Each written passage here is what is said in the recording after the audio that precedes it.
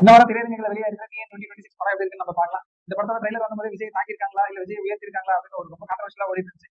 இந்த படம் விஜய் நிறைய இடத்துல தாக்கியிருக்கு. விஜய் மட்டும் இல்ல, விஜயோட கட்சி டிவிக்கே நிறைய இடத்துல தாக்கியிருக்காங்க. அது சும்மா இல்ல. நீங்க ஒரு விஜய் ஃபேனா இருந்தீங்க அப்படின்னா விஜய் பிடிக்கும் அப்படின்னா நீங்க பாத்தீங்கன்னா நிறைய இடத்துல தேட்டர்ல எரிச்சலும் ஒரு கோவமும் வரும். ஏன் அப்படின்னு கேட்டீங்க அப்படின்னா நிறைய டவுன் கிரேட் பண்ணி காட்டிருக்காங்க. ஒரு ஹார்ட் ஒர்க் பண்ணாம இந்த நிலைமைக்கு வரப்போறது இல்லை. ஆனா ஏன் ஒருத்தனை வந்து பாத்தீங்கன்னா நெகட்டிவ் மட்டும் காட்டணும் அப்படின்றது எனக்கு தோணுச்சு. கதையா கேட்டீங்க அப்படின்னா நார்த் இந்தியாவுக்கு ஒருத்தன் வரா குல்கந்த் குமார். அந்த பேருக்கு பின்னாடி ஒரு எக்ஸ்பிளேஷன் இருக்கு. அது ஒரு படமா இருந்துச்சுங்க.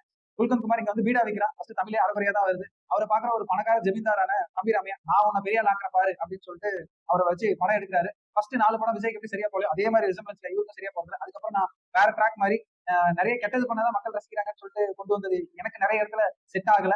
ஓகே, அதுக்கப்புறம் நல்லா பெரிய சூப்பர் ஸ்டார் ஆயிடுறாரு. நிறைய இடத்துல மென்ஷன் பண்றாரு, நான் வந்து 200 கோடி ரூபாய் சம்பளம் வாங்குறேன், அதை விட்டுட்டு வரேன் அப்படின்னு சொல்லிட்டு விஜயை தான் இவங்க தாக்குறாங்க அப்படின்னு சொல்லிட்டு பச்சையாவே தெரியுது. பர்சனல் லைஃப்ல இவங்களுக்கு என்னென்னலாம் ப்ராப்ளம் வந்துச்சு, இவரோட பிரச்சனைகள்லாம் கூட இருந்து அபிராமையா தான் வந்து சால்வ் பண்றாரு. எப்படி வந்து விஜய் விஜய் சாருக்கு வந்து குஷி ஆனந்த் இருந்தாரோ அதே மாதிரி நிறைய ரிசம்பன்ஸ் கொண்டு வந்தாங்க. அது மட்டும் இல்ல, டிவி கேல இருக்கிற ஒரு சில மெம்பர்ஸோட ரிசம்பன்ஸ் வச்சும் நிறைய கேரக்டர் டிசைன் பண்ணியிருந்தது எனக்கு சும்மாவே பிடிக்கல தான் சொல்ல முடியும்.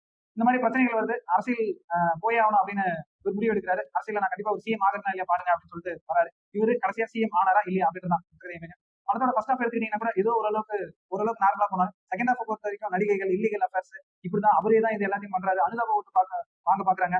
இவங்களே தான் எல்லாத்தையும் பிளான் பண்ணிருக்காங்க அப்படின்ற மாதிரி விஜய் மேலேயே நம்மள ஒரு இதுல கொண்டு போறாங்களோ அப்படின்ற மாதிரி இருந்துச்சு. நிறைய எல்லா கட்சிகளையும் காட்டியிருந்தாலும் எல்லாத்துக்கும் ஒரு சீன், ஒரு சீமான் கேட்டீங்க அப்படின்னா அதுல ஒரு சீன் மட்டும் வச்சிருந்தாங்க. அதே மாதிரி தான் டிஎம்கே ஏடிஎம்கே எல்லாத்துலயும் ஒரு சீன் வச்சிருக்காங்க. ஆனா விஜய் மட்டும் ஏன் இவ்வளவு நெகட்டிவ் சைட்ல நீங்க காட்டணும் அப்படின்றதான் இப்ப வரைக்கும் எனக்கு புரியவே இல்லை.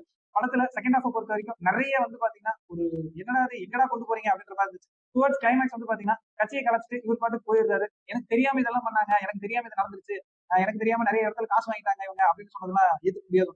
கிளைமேக்ஸ் ரொம்ப ரொம்ப ரொம்ப ரொம்ப மட்டமான ஒரு கிளைமேக்ஸா இருந்துச்சு. ஓவராலா படம் எப்படி இருக்குன்னு என்ன கேட்டீங்க அப்படின்னா பிலோ அவரேஜ் படம். விஜய் தாக்கணுன்றதுக்காகவே எடுத்த மாதிரி தான் இருந்துச்சு. இல்ல நாங்க விஜய் இது எடுக்கல அப்படின்னா நிறைய இடத்துல விஜயோட லைஃப்ல என்னென்ன நடந்துச்சு அது எல்லாமே ஐடி லைஃப்ல இருந்து அவருக்கு ஏற்பட்ட அசிங்கங்கள் இருந்து எல்லாத்தையுமே இதுல காட்டியிருந்தாங்க. அப்படி இருக்கும்போது நீங்க எப்படி விஜய் நாங்க தாக்கல அப்படின்னு நீங்க சொல்ல முடியும்? எப்பயுமே ஒருத்தரோட நெகட்டிவ் மட்டுமே நீங்க வந்து அவரை நெகட்டிவா காட்டி நீங்க உங்களோட படத்தை ஓட வைக்கணும்னு நினைச்சீங்கன்னா அது உங்களுக்கு தான் பேக் ஃபயர் ஆகும். கண்டிப்பா இது இந்த படத்தோட டீமுக்கு வந்து பாத்தீங்கன்னா ஃபுல்லாவே பேக் ஃபயர் தான் ஆக போகுதுன்னு நான் கண்டிப்பா நம்புறேன். இந்த படத்தை போய் தேட்டர்ல ஒரு டைம் பார்க்கலாமா? கட்டாயம் தேவையில்லை. ஏன் அப்படின்னா இவ்வளவு பேரோட உழைப்பு போட்டிருக்காங்களே, அது வேஸ்டா போயிடாதா? இல்ல அப்படி கிடையாது. ஒருத்தர் நீங்க நெகட்டிவாவோ இல்ல டவுன் கிரேட் பண்ணி காட்டி தான் நீங்க உங்களோட படத்தை ஜெயிக்க வைக்கணும் அப்படின்னா நீங்க யாரும் அவ்வளவு முட்டாள் கிடையாது. அவ்வளவு சீக்கிரம் யாரும் ஏற்று போறது கிடையாது. இந்த படம் ரொம்ப பிலோ அவரேஜான ஒரு படம். நீங்க விஜய் தேட்டராவே இருந்தாலும் இந்த படத்தை பார்த்து சிரிக்கவும் மாட்டீங்க. இந்த படத்துல வந்து பாத்தீங்கன்னா அவ்வளவு சுவாரஸ்யமான கண்டென்ட் கிடையாது. செகண்ட் ஹாஃப் ரொம்ப வீக்கா இருக்கு. பாடல்கள் அதை விட வீக்கா இருக்கு. படம் படு சுமாரா இருக்கு. இல்ல நான் வந்து போய் பார்த்தே ஆகணும் அப்படின்னா கண்டிப்பா போய் ஒரு டைம் ட்ரை பண்ணி பாருங்க. ட்ரை பண்ணி பார்த்துட்டு உங்களோட கமெண்ட்ஸ் படம் எப்படி இருந்துச்சு கீழே கமெண்ட் பண்ணுங்க. தேங்க்யூ.